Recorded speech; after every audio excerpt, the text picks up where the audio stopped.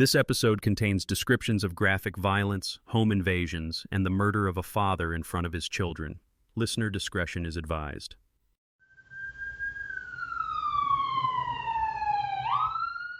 I'm Mark, and this is Northern Dark, true Canadian crime. Tonight, we're doing something different. This isn't one case, one story. It's a special episode, a look at a wave of violence that's shaken York Region and surrounding communities. Families awakened by intruders in the dead of night, streets filled with flashing lights, neighbors left wondering if the suburbs are safe at all. This is York Region under siege, the suburban crime wave in Canada.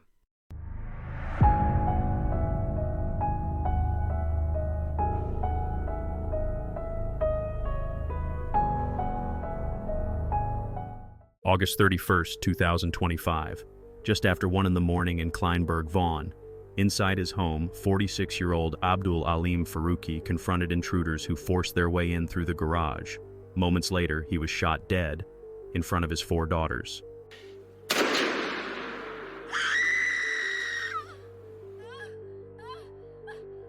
Neighbors described hearing blood-curdling screams from inside the house, then the sound of gunfire. Police swarmed the street, but for Abdul's family, it was too late. His daughters had watched their father die trying to protect them, and the night wasn't over. 90 minutes later, barely a kilometer away, another Vaughan family was attacked. Masked men tried to force their way inside. Neighbors reported hearing the family screaming from within the house as intruders pounded on the door. The screams carried down the street. Some neighbors rushed to their windows, others grabbed their phones in disbelief. The suspects fled before police arrived, but the echoes of that night, the screams, the panic, spread through the community. Ontario Premier Doug Ford called the Farooqi murder devastating. He told reporters, "It's a murder of a dad inside his own home in front of his kids that has shaken up Ontario." At vigils, friends described Abdul as a devoted father, a man who lived for his daughters. One mourner told CTV News, "He died a hero. He gave his life protecting his children." Another said simply, "It makes you realize how short life is." And then came September 10th, Timber Creek Boulevard. At 2:30 a.m., 4 suspects approached another Vaughan home, armed with an axe and a baton. CCTV captured them hacking at the front door, smashing the glass panel as a family huddled in terror on the other side. The suspects fled in a black SUV. Nobody was physically hurt, but the footage went viral. For York Region, it was proof. The suburbs were no longer untouchable. When Chief Jim McSween told residents, "Don't engage, hide and comply," his words sparked outrage. Families asked, "So we just stand by while they come in?" For Vaughan, the illusion of safety was shattered. A father murdered, families screaming in terror, a front door split apart by an axe. To many, York Region was under siege by criminals.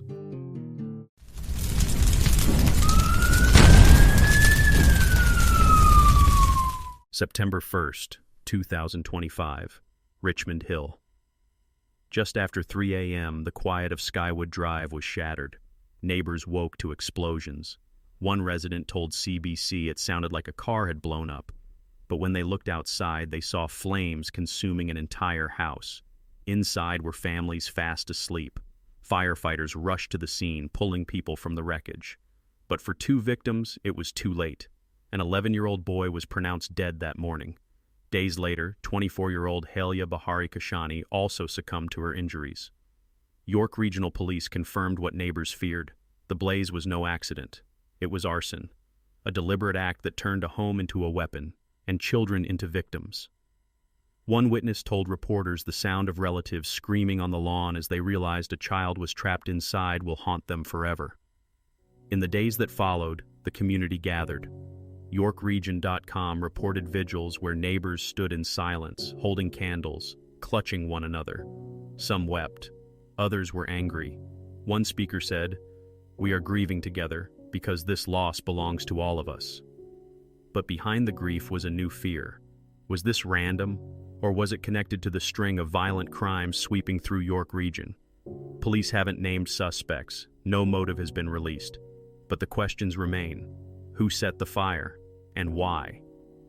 For Richmond Hill, Skywood Drive became more than the site of a fire. It became a symbol of just how fragile safety can be, and how, in the middle of the night, everything can be stolen in an instant.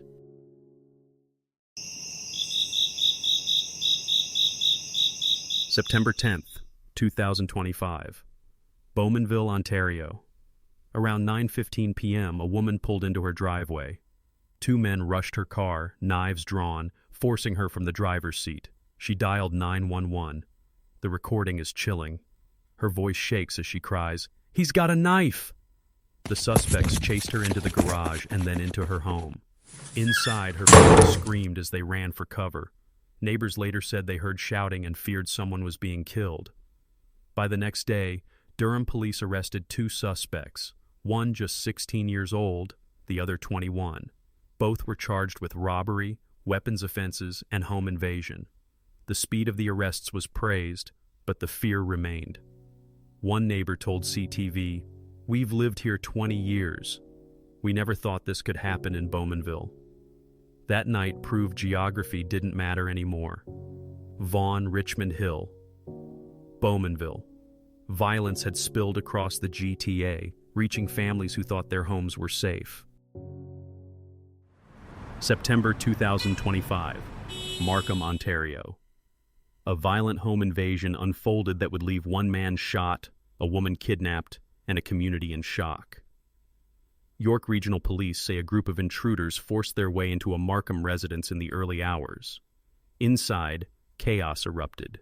A man was shot, left seriously injured, while a woman was dragged from the home and forced into a waiting vehicle. The woman was driven away as neighbors watched flashing police lights flood the quiet street. Hours later, she was located by police and brought to safety. The man who had been shot was rushed to hospital in critical condition. Within days, investigators made arrests. 2 men and 2 teenagers were charged in connection with the attack. Police allege the group targeted the home and carried out the invasion with weapons, intent, and coordination. But the story didn't end there. Only weeks later, another shocking development rattled Markham. A 12-year-old boy, already facing charges for violent offenses, was released on bail. York police say the boy was one of several young offenders linked to shootings in the region, including the Markham home invasion. For residents, it was almost too much to process. A father of 4 had been gunned down in Vaughan just days earlier. Now, in Markham, families were facing the same nightmare. Armed intruders storming their homes, people shot, loved ones kidnapped. And some of those accused were not hardened gangsters, but children barely into their teens. One family told CBC they were traumatized, saying they had become paranoid about every unfamiliar car on their street. Police Chief Jim McSween said it was exactly why bail reform was urgent, warning that repeat offenders, even those as young as 12, were being released only to re-offend. Ontario Premier Doug Ford called the situation a disaster in the justice system. York Region councillors described the cases as proof that suburban families could no longer feel secure in their own homes. The Markham invasion wasn't an isolated crime. It was part of a pattern. Violent break-ins tied to organized networks, repeat offenders back on the street, and now, even preteens caught up in the cycle. Markham had become another front line in a crime wave spreading across York Region, where the line between suburban calm and violent chaos was shattered overnight. August 18th, 2025. Lindsay, Ontario. A man carrying a knife and a crossbow forced his way into a home. Inside, resident Jeremy David McDonald fought back. A struggle erupted. When police arrived, the intruder was subdued.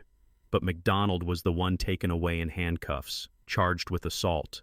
The charges ignited outrage. Friends insisted anyone would have done the same. Petitions circulated demanding the charges be dropped. Neighbors described him as a hardworking man punished for surviving. The case struck a nerve across Canada. If someone invades your home with a weapon, where does self-defense end and criminal liability begin? Conservative leader Pierre Poilievre seized on the case as an example of a broken system. At a news conference, he said, Jeremy McDonald should never have been charged. He promised to amend the criminal code so that when an intruder enters your home, any force used in defense would be presumed reasonable. Ontario Premier Doug Ford also weighed in, calling the situation unacceptable. He said it showed how badly the justice system needed reform, adding that too many innocent people were being put at risk while violent criminals were allowed to reoffend. Ford had already called the justice system a disaster. Now, the Lindsay case gave his words a face. A homeowner criminalized for fighting off an armed intruder. The reactions captured the divide. The conservative leader pushing for sweeping changes to self-defense laws, Ford demanding bail reform and tougher consequences for violent offenders, and Canadians caught in the middle, left to wonder whether the law protects them or the people breaking into their homes. Since 2015, violent crime in Canada has climbed nearly 40%. The Violent Crime Severity Index peaked in 2022, eased slightly in 2023 and 2024, but it remains far higher than a decade ago. In Toronto, residential robberies jumped nearly 50% in 2025 compared to the year before. York Regional Police say home invasions are not only more frequent but more violent, suspects armed with knives, axes, and firearms. Behind these numbers are laws passed in Ottawa. Bill C-75 in 2019 overhauled bail to reduce delays, but critics argue it made it easier for repeat offenders to walk free. Bill C-71 in the same year tightened gun laws, longer background checks, record keeping. Advocates called it necessary. Critics said it punished lawful gun owners while gangs trafficked illegal firearms. Bill C-5 in 2022 repealed mandatory minimums for certain drug and firearm offenses. Supporters said it addressed systemic inequities. Opponents warned it weakened deterrence. Bill C-21 in 2023 froze handgun sales and capped magazine capacities. It was praised by some, dismissed by others as symbolic, while smuggling pipelines continued. None of these bills mentioned home invasions. But critics argue the combined effect has been to make it harder to keep dangerous offenders behind bars. Ontario Premier Doug Ford has been blunt. Too many innocent people have been hurt or killed by violent criminals who should have been behind bars, but were out on bail. This has to end. Enough is enough. In July, he added, "I'd love to see mandatory sentencing so when someone breaks into your home, puts a gun to your head, terrorizes your neighborhood, they don't get out on bail after being out on bail 5 times.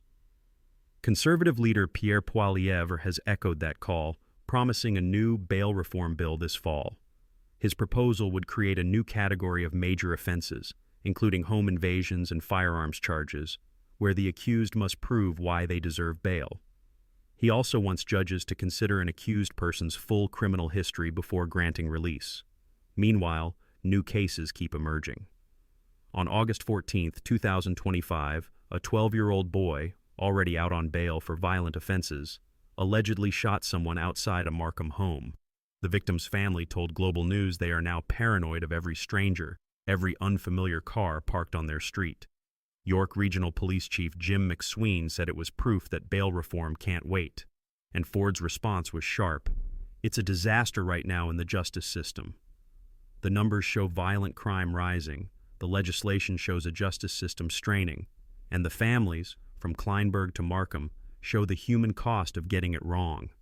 On September 11, 2025, Conservative leader Pierre Poilievre stood outside a Vaughan, Ontario home fortified with $100,000 in security upgrades. His backdrop is no accident. This is a neighborhood shaken by a wave of home invasions. Beside him stands Aleem Farooqi, the brother of Abdul Aleem. His words pierced through the politics. "I just want people to recognize that this can happen to anyone. And my brother died a hero in the most noble way." At the same event that Aleem spoke about his brother, Poilievre used the moment to unveil his Jail Not Bail Act. His plan would overhaul bail laws by creating a new category of major offenses, including home invasions, firearms charges, and human trafficking. Anyone accused of these crimes would face a reverse onus, forced to prove why they deserved release. And he went further. Pointing to the Lindsay crossbow case, Poilievre declared, "Jeremy McDonald should never have been charged." He pledged to amend the criminal code so that if an intruder enters your home, any force you use to defend your family will be presumed reasonable. Supporters called it common sense. Critics warned it risked encouraging vigilantism, creating a culture where reasonable force becomes dangerously subjective. But Poilievre's message was clear. Under his leadership, the presumption would fall in favor of homeowners, not intruders. In Ottawa, the tone was different. Liberal Minister Sean Fraser pushed back. "This isn't the Wild West. It's Canada," he said. His words were meant to calm, but for families reeling from recent tragedies, they landed as dismissive. Fraser later acknowledged the justice system is under strain. He promised bail and sentencing reforms were on the way, but not immediately. First, the government would table hate crime legislation. Bail and sentencing would follow. "We are listening to premiers and police," he told reporters, "but reforms must balance community safety with fundamental rights." For critics, that sounded like delay. For supporters, it was a reminder that justice in Canada is built on careful, incremental change, not quick reactions. Meanwhile, Ontario's police associations say time is running out. In a rare joint statement, the Police Association of Ontario, the Ontario Provincial Police Association, and the Toronto Police Association demanded urgent federal action. They pointed to repeat offenders rearrested within days, sometimes hours. One Toronto example drove the point home. During a routine bail compliance check, officers walked straight into an active shootout. 16 guns were seized, 23 arrests made. By sheer luck, nobody was killed. PAO President Mark Baxter put it plainly: "How many more incidents must occur before the federal government recognizes the urgent reality on our streets?" Ontario Premier Doug Ford echoed the frustration. He said, "The system is broken. This is absolutely ridiculous how these judges keep letting people over and over and over again. By the time they get arrested and get out, it's the next day." Ford has also called for mandatory sentencing. "I'd love to see mandatory sentencing so when someone breaks into your home, puts a gun to your head, terrorizes your neighborhood, they don't get out on bail after being out on bail 5 times. Premier Ford is one of many premiers demanding mandatory sentences for violent repeat offenders. Police associations warning of chaos. Fraser promising balance and restraint. Poilievre promising sweeping reform and homeowner protection. The voices are different, but the message is the same. The system, as it stands, isn't working. And for families in Vaughan, Richmond Hill, Bowmanville, Lindsay, and Markham, that's not a debate. It's a daily fear. That last segment really shows it, doesn't it? The politics, the press conferences, the promises. But meanwhile, people are just trying to sleep safely in their own homes. Exactly. And I couldn't stop thinking about Aleem Farooqi, standing there beside conservative leader Pierre Poilievre, saying his brother died a hero. That wasn't political, that was grief. That was a family trying to make sense of the unimaginable. And then you have Sean Fraser saying, "This isn't the Wild West, it's Canada." Maybe he meant it as reassurance, but when you've just heard a father was murdered in front of his kids, it doesn't feel reassuring. It feels out of touch. Right? And on the other side, Pierre's promising sweeping bail reform and protection for homeowners who fight back. Some people hear that and say, finally. Others worry it goes too far. And Ford, he's basically saying, enough is enough. Keep repeat offenders behind bars. So, who do people believe? The premier who calls the system a disaster? The police association saying it's broken? Fraser saying reform is coming, but slowly? Or Pierre standing with grieving families, promising immediate change? And while they argue, communities are left to deal with it. The neighbors in Bowmanville who said, "We never thought this could happen here." The family in Markham who are now paranoid about every car on their street. Parents double locking doors, group chats buzzing with warnings. That's the reality people are living with. It's more than politics. It's about trust. Can Canadians trust that when someone commits a violent crime, they won't be back on the street the next day? Can they trust their government to keep families safe? Because right now, a lot of people don't. And that's why episodes like this matter. Because safety isn't just a headline. It's a lived experience, night after night, for families across York Region and beyond. Thank you for listening to Northern Dark, True Canadian Crime. We hope you enjoyed this episode and that you can take something from it. Reach out to your local MP and MPP and let them know you want criminal justice reform. It's your right as a Canadian to be heard. If this episode resonated with you, share it with someone you know. Leave us a review on Apple Podcasts or Spotify, subscribe on YouTube, and follow us on social media at Northern Dark TCC to join the conversation. Your support helps us keep telling these stories and ensures the voices of victims are never forgotten. See you next Monday. Until then, take care of each other.